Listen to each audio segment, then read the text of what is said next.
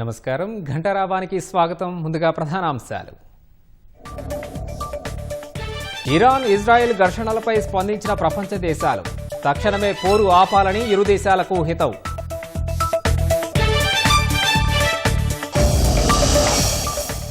అహ్మదాబాద్ విమాన ప్రమాదంపై భిన్న కోణాల్లో దర్యాప్తు. బ్లాక్ బాక్స్ గుర్తు విప్పే పనిలో ఏఏఐబీ అధికారులు.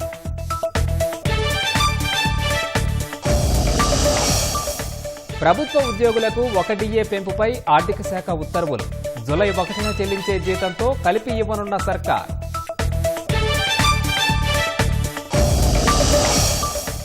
గచ్చిబౌలిలోని పలు పబ్లలో ఎస్ఓటీ పోలీసుల దాడులు. డీజే శివ సహా 4గురికి డ్రగ్ టెస్ట్ పాజిటివ్గా నిర్ధారణ. దుండిగల్లో ఘనంగా కంబైన్డ్ గ్రాడ్యుయేషన్ పరేడ్. వీక్షకులను ఆకట్టుకున్న విమాన విన్యాసాలు.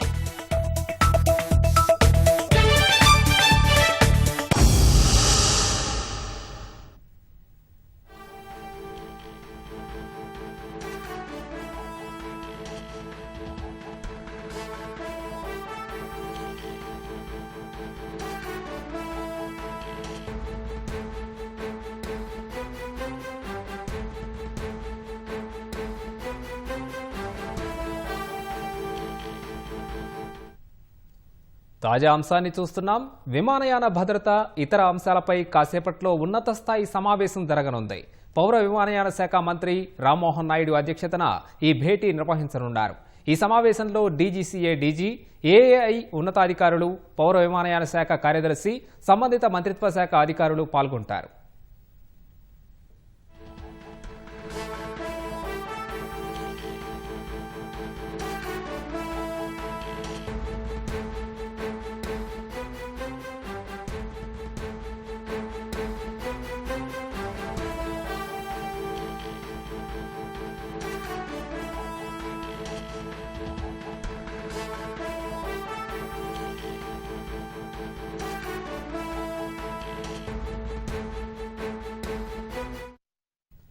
విమానయాన భద్రత ఇతర అంశాలపై కాసేపట్లో ఉన్నత స్థాయి సమావేశం జరగనుంది. పౌర విమానయాన శాఖ మంత్రి రామ్మోహన్ నాయుడు అధ్యక్షతన ఈ భేటీ నిర్వహించనున్నారు. ఈ సమావేశంలో డీజీసీఏ డీజీ, ఏఐ అధికారులు, పౌర విమానయాన శాఖ కార్యదర్శి, సంబంధిత మంత్రిత్వ శాఖ అధికారులు పాల్గొంటారు.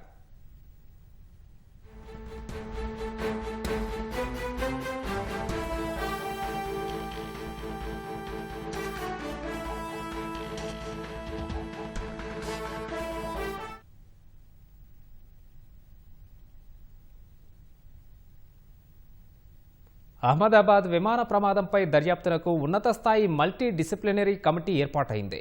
పౌర విమానయాన శాఖ ఉన్నత స్థాయి మల్టీ డిసిప్లినరీ కమిటీ ఏర్పాటు చేసింది. ప్రమాదాల నివారణకు కఠినమైన ఫ్రేమ్వర్క్ను ఈ కమిటీ ప్రతిపాదించనుంది.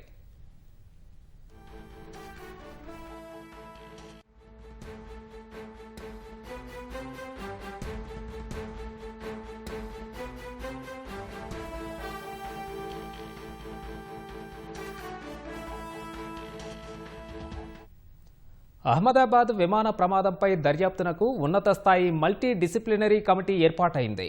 పౌర విమానయాన శాఖ ఉన్నత స్థాయి మల్టీ డిసిప్లినరీ కమిటీ ఏర్పాటు చేసింది. ప్రమాదాల నివారణకు కఠినమైన ఫ్రేమ్వర్క్ను ఈ కమిటీ ప్రతిపాదించనుంది.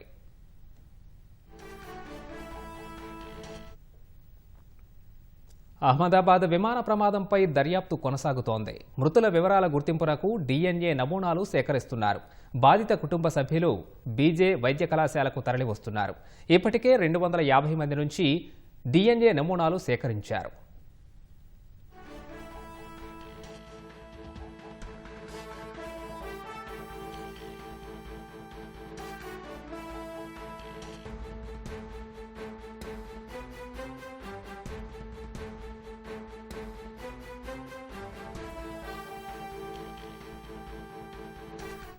అహ్మదాబాద్ విమాన ప్రమాదంపై దర్యాప్తు కొనసాగుతోంది.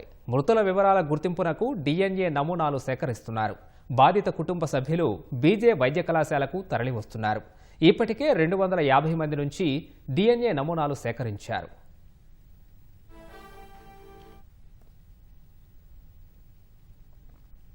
అహ్మదాబాద్లో ఎయిర్ ఇండియా విమానం కూలిన ఘటనపై అన్ని కోణాల్లో దర్యాప్తు కొనసాగుతోంది. ఎయిర్ ఇండియా విమానానికి సంబంధించిన అత్యంత కీలకమైన బ్లాక్ బాక్స్ లభ్యమైనట్లు aircraft accident investigation bureau తెలిపింది. బ్లాక్ బాక్స్ విశ్లేషణను ప్రారంభించినట్లు వెల్లడించారు. విమాన ప్రమాదం జరిగిన ప్రాంతాన్ని జాతీయ దర్యాప్తు బృందం పరిశీలించింది. Air India MD CEO Campbell Wilson ప్రమాదం జరిగిన ప్రాంతానికి వెళ్లి ఘటన జరిగిన తీరును పరిశీలించారు. గుజరాత్ అహ్మదాబాద్లో ఎయిర్ ఇండియా విమానం కూలి 265 మంది దుర్మరణం పాలైన ఘటనపై ముమ్మర దర్యాప్తు కొనసాగుతోంది.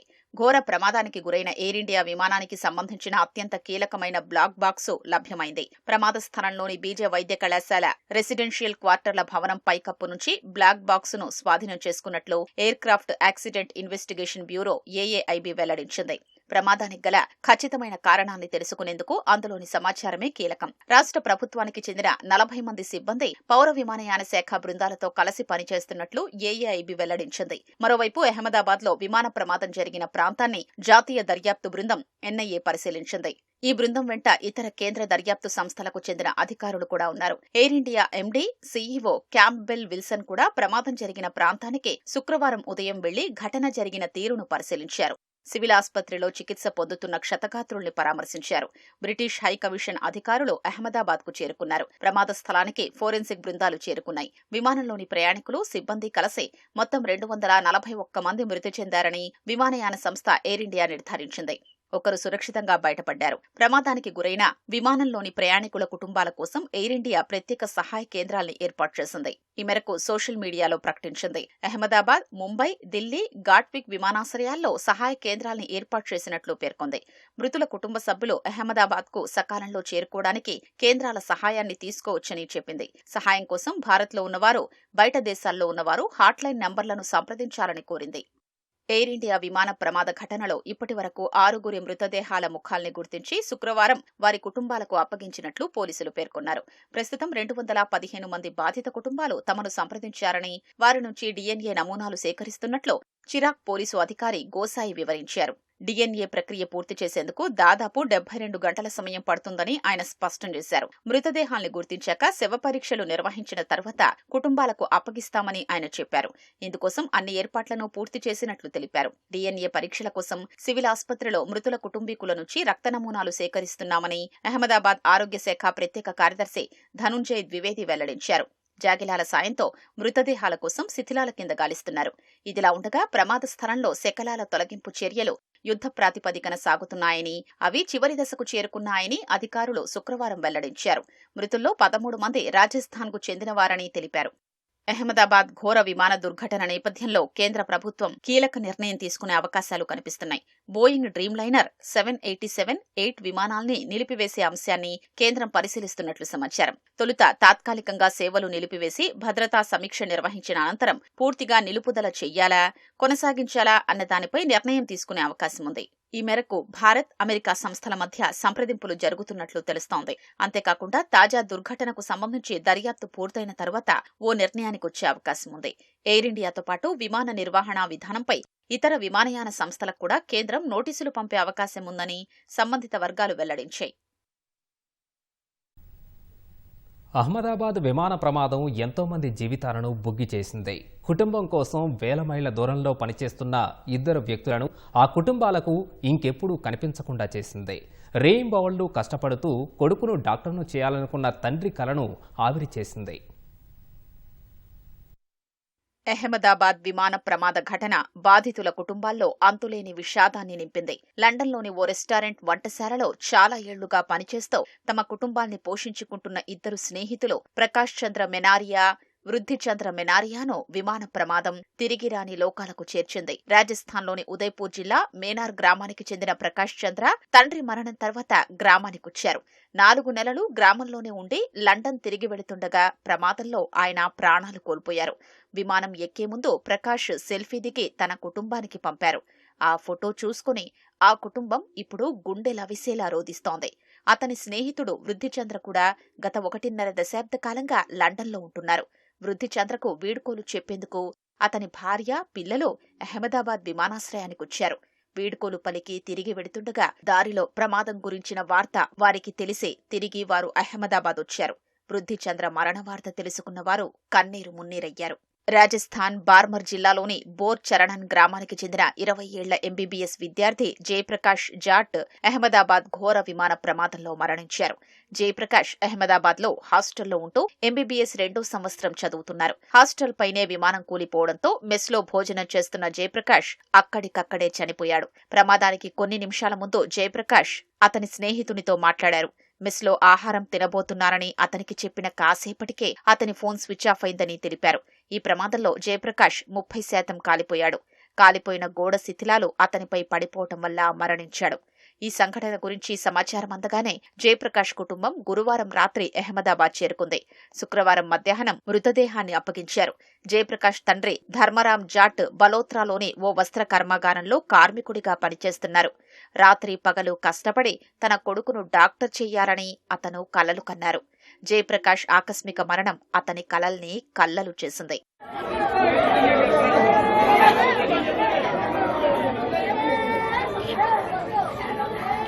కోట నివాసి అయిన ఎంబీబీఎస్ 3వ సంవత్సరం విద్యార్థి మయాంక్ సేన్ అహ్మదాబాద్ విమాన ప్రమాదం నుంచి త్రుటిలో తప్పించుకున్నాడు.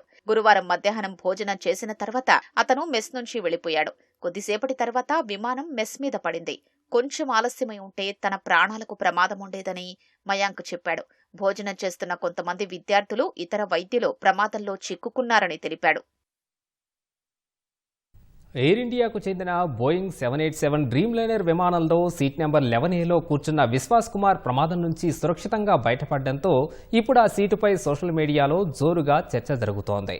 ఆ సీటులో కూర్చుంటే ప్రమాద సమయాల్లో సురక్షితంగా బయటపడొచ్చని ఉన్న పోస్టులు తెగ వైరల్ అవుతున్నాయి. 11A సీటు ఎమర్జెన్సీ ద్వారానికి సమీపంలోనే ఉండటం అందుకు కారణమన్న విశ్లేషణలు వినిపిస్తున్నాయి. అసలు 11A సీటుపై సోషల్ మీడియాలో వైరల్ అవుతున్న పోస్టులు నిజమేనా? ఆ వివరాలేంటో ఈ కథనంలో తెలుసుకుందాం. అహ్మదాబాద్ లో జరిగిన ఘోర విమాన ప్రమాదంలో ప్రయాణికులు, సిబ్బంది మొత్తం చనిపోగా విశ్వాస్ కుమార్ అనే బ్రిటిష్ పౌరుడు మాత్రమే ప్రాణాలతో బయటపడ్డాడు. విమానంలో సీట్ నెంబర్ 11Aలో కూర్చున్న ఆయన ప్రాణాలతో బయటపడ్డం అద్భుతంగానే భావిస్తున్నారు. అయితే ఆ సీటు అత్యవసర ద్వారానికి దగ్గరలో ఉండడంతో సురక్షితంగా బయటపడ్డారని సోషల్ మీడియాలో కొన్ని పోస్టులు వైరల్ అవుతున్నాయి. సాధారణంగా బోయింగ్ 787-8 విమానాల్లో మొదటి వరుసలో ఉన్న 6 సీట్లలో 11A ఉంటుంది. అత్యవసర నిష్క్రమణ ద్వారానికి సమీపంలో కిటికీ పక్కన ఉంటుంది. గ్యాలరీ ఏరియా కూడా సమీపంలో ఉంటుంది. విశ్వాస్ కుమార్ ఎలా బయటపడ్డారో ఇప్పుడే చెప్పడం తొందరపాటే అవుతుందని నిపుణులు అంటున్నారు. ఆయన కూర్చున్న సీటు ఎమర్జెన్సీ ఎగ్జిట్ డోర్ కు సమీపంలో ఉండడం సురక్షితంగా బయటపడ్డానికి ఒక కారణమై ఉండొచ్చని అభిప్రాయపడ్డారు. అయితే అన్ని విమానాల్లో 11A సీటు కిటికీ పక్కన లేదా అత్యవసర ద్వారానికి సమీపంలో ఉండవని చెప్తున్నారు. కేవలం బోయింగ్ డ్రీమ్ లైనర్ విమానాల్లో మాత్రమే అలా ఉంటుందని అంటున్నారు.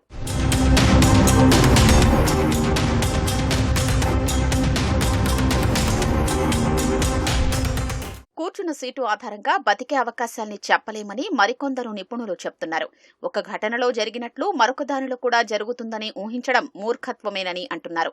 విమాన అంతర్గత నిర్మాణం మోడల్, క్యారియర్ను బట్టి మారుతుందని తెలిపారు. అత్యవసర ద్వారానికి సమీపంలో కూర్చున్నా బయటకొస్తామనే గ్యారంటీ లేదని చెప్తున్నారు. ప్రమాదం తర్వాత కొన్ని సందర్భాల్లో అత్యవసర ద్వారాలు జామ్ అయిపోయి తెరుచుకోకపోవచ్చని అంటున్నారు. అహ్మదాబాద్లో చోటు చేసుకున్న ఎయిర్ ఇండియాకు చెందిన బోయింగ్ 787 డ్రీమ్ లైనర్ విమాన ప్రమాద ఘటనలో పెద్ద మొత్తంలో బీమా క్లెయిమ్లు జరిగే అవకాశం ఉంది. ఈ ప్రమాదంలో దాదాపు 1000 కోట్ల రూపాయలకు పైగా ఇన్సూరెన్స్ క్లెయిమ్లు జరిగే అవకాశం ఉన్నట్లు తెలుస్తోంది. అలా అయితే ఇది ఏవియేషన్ చరిత్రలోనే అత్యంత ఖరీదైన బీమా క్లెయిమ్గా నిలవనుంది. భారీ ప్రాణ నష్టంతో పాటు ఆస్తి నష్టం కలిగించిన ఈ దుర్ఘటన బీమా సంస్థలకు నష్టాల ఆందోళనల్ని పెంచింది. అహ్మదాబాద్ లో చోటు చేసుకున్న ఎయిర్ ఇండియా విమాన ప్రమాద దుర్ఘటన ఏవియేషన్ చరిత్రలోనే అత్యంత ఖరీదైన బీమా క్లెయిమ్ గా నిలవనుంది. ఈ ప్రమాదంలో దాదాపు 1000 కోట్ల రూపాయలకు పైగా ఇన్సూరెన్స్ క్లెయిమ్లు జరిగే అవకాశం ఉంది. భారీ ప్రాణ నష్టంతో పాటు ఆస్తి నష్టం కలిగించిన ఈ దుర్ఘటన బీమా సంస్థలకు నష్టాల ఆందోళనల్ని పెంచింది. ప్రమాదానికి గురైన బోయింగ్ 787 డ్రీమ్ లైనర్ విమానం 11.5 ఏళ్ల పాతది కావడంతో దీనిపై వచ్చే బీమా పరిమితంలో ఉండొచ్చు. కానీ ప్రయాణికుల మరణాలు, మూడో పక్షానికి జరిగిన తీవ్ర నష్టానికి భారీగా బీమా చెల్లించాల్సి వస్తుంది. ఈ ప్రమాదంలో జరిగే క్లెయిమ్లు విమానయాన బీమా రంగానికి సేకరించిన మొత్తం వార్షిక ప్రీమియంను మించిపోయే అవకాశం ఉందని నిపుణులు అంచనా వేస్తున్నారు. ఏవియేషన్ ఇన్సూరెన్స్ ప్రోగ్రాం కింద ఎయిర్ ఇండియా దాదాపు $20 బిలియన్ల బీమా చేసింది. ఈ పాలసీ ఆస్తి నష్టం, ప్రాణ నష్టం రెండింటినీ కవర్ చేస్తుంది. దీనికి టాటా ఏఐజీతో పాటు భారతీయ బీమా సంస్థలు హామీదారుగా ఉన్నాయి. న్యూ ఇండియా అష్యూరెన్స్, జీఐసీ రీ వంటి ప్రభుత్వ సంస్థలు కూడా ఇందులో భాగస్వాములుగా ఉన్నాయి. ప్రమాదం జరిగిన తర్వాత ఈ రెండు ప్రభుత్వ బీమా సంస్థల షేర్లు వరుసగా 4-3% పడిపోవడం గమనార్హం. నష్టం పాక్షికంగా లేదా పూర్తిగా జరిగినా విమానయాన సంస్థ ప్రకటించిన విలువ ఆధారంగా నష్టాన్ని బీమా సంస్థలు భర్తీ చేస్తాయని బీమా రంగ నిపుణులు చెబుతున్నారు. 1999 మాంట్రియల్ కన్వెన్షన్ ప్రకారం ఎయిర్లైన్స్ ప్రయాణికులకు స్పెషల్ డ్రాయింగ్ రైట్స్ ఆధారంగా పరిహారం చెల్లించాల్సి ఉంటుంది. ప్రస్తుతం ఒక్కో ప్రయాణికుడికి దాదాపు ₹1.5 కోటి వరకు పరిహారం వస్తుంది. అయితే ఎయిర్ ఇండియా ఇన్సూరెన్స్ ప్రోగ్రాం బహుళ గ్లోబల్ మార్కెట్లలో రీ ఇన్సూర్ చేయడం వల్ల ఏ ఒక్క బీమా సంస్థపై పూర్తిగా భారం పడదని నిపుణులు చెబుతున్నారు. ఇజ్రాయిల్, ఇరాన్ మధ్య నిన్న మొదలైన దాడులు పూర్తిస్థాయి యుద్ధంగా మారే ప్రమాదం కనిపిస్తోంది. రెండో రోజు కూడా ఇరు దేశాల మధ్య వైమానిక దాడులు కొనసాగుతున్నాయి. Iran supreme leader Ayatollah Khamenei నివాసం సమీపంలో దాడులు జరిగాయి. మరోవైపు టెహ్రాన్ జరిపిన క్షిపణి దాడులు టెల్ అవీవ్ నగరాన్ని తాకాయి. ఈ దాడుల్లో 2 చనిపోయినట్లు తెలుస్తోంది. ఇజ్రాయెల్, ఇరాన్ మధ్య దాడులు రెండో రోజు భీకరంగా కొనసాగుతున్నాయి. ఇరు దేశాల మధ్య నిన్న మొదలైన దాడులు పూర్తిస్థాయి యుద్ధంగా మారే ప్రమాదం కనిపిస్తోంది. ఇజ్రాయెల్పై ప్రతీకార దాడులకు బదులు వాషింగ్టన్తో అణుఒప్పందం చేసుకోవాలని అమెరికా అధ్యక్షుడు ట్రంప్ టెహ్రాన్కు సూచించారు. లేకుంటే దాడులు మరింత దారుణంగా ఉంటాయని హెచ్చరించారు. ట్రంప్ హెచ్చరికలను ఏమాత్రం పట్టించుకోని ఇరాన్ ఇజ్రాయెల్పై వందలాది క్షిపణులతో విరుచుకుపడింది. అందులో కొన్ని సెంట్రల్ టెల్ అవీవ్ నగరాన్ని తాకాయి. ఖమేనీ సేనలు జరిపిన క్షిపణి దాడులను ఇజ్రాయెల్ ధృవీకరించింది. ఈ దాడుల్లో 2 పౌరులు మృతి చెందినట్లు తెలుస్తోంది. మరికొందరు గాయపడినట్లు సమాచారం. మరోవైపు Iran supreme leader Ayatollah Khamenei నివాసం సమీపంలోనూ వైమానిక దాడులు జరిగాయి. టెహ్రాన్లోని మోనిరియాలో ఇజ్రాయెల్ వైమానిక దాడులు జరిపింది. అక్కడే ఖమేనీ నివాసంతో పాటు ఇరాన్ అధ్యక్ష కార్యాలయం ఉండటంతో అక్కడ దాడులు చోటు చేసుకున్నట్లు తెలుస్తోంది.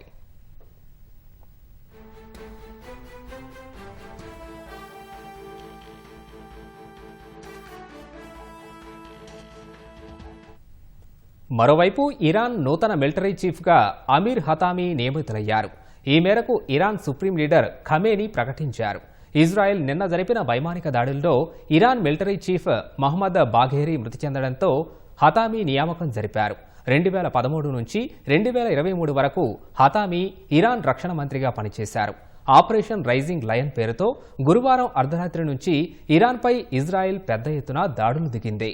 ఇరాన్లోని సైనిక స్థావరాలు, మిలిటరీ ఉన్నతాధికారులు, అణుశాస్త్రవేత్తలు లక్ష్యంగా వందల క్షిపణులు, డ్రోన్లతో విరుచుకుపడింది. ఈ దాడుల్లో టెహ్రాన్కు చెందిన 3 కీలక మిలిటరీ ఉన్నతాధికారులు, అణుశాస్త్రవేత్తలు మృతి చెందారు. టెల్ అవీవ్ జరిపిన దాడుల్లో 78 మంది ఇరాన్ పౌరులు మృతి చెందగా 329 మంది గాయపడ్డారు.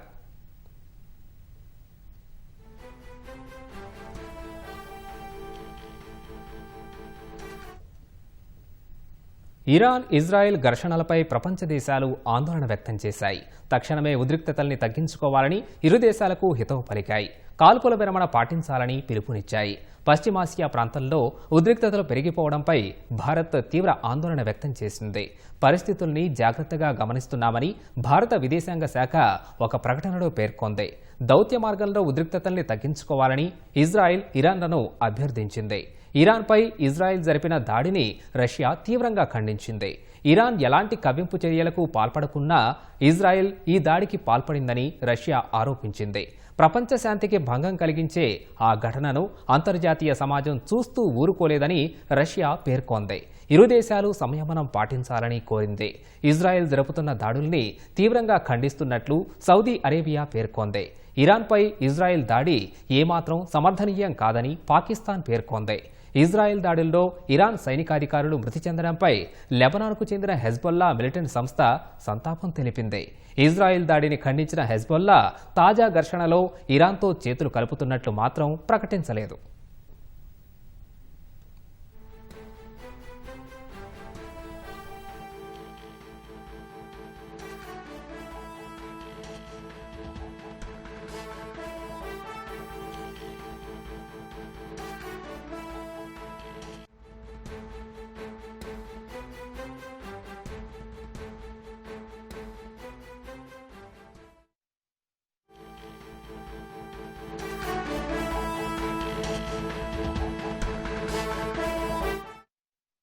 తాజా అంశాన్ని చూస్తున్నాం. రేపటి నుంచి కెనడాలో 3 రోజుల పాటు G7 సదస్సు జరగనుంది. కెనడా ప్రధాని పిలుపుతో ప్రధాని నరేంద్ర మోదీ G7 సదస్సుకు వెళ్లనున్నారు. ఇరాన్, ఇజ్రాయెల్ ఉద్రిక్తతల దృష్ట్యా ఈ సదస్సు ప్రాధాన్యత సంతరించుకుంది.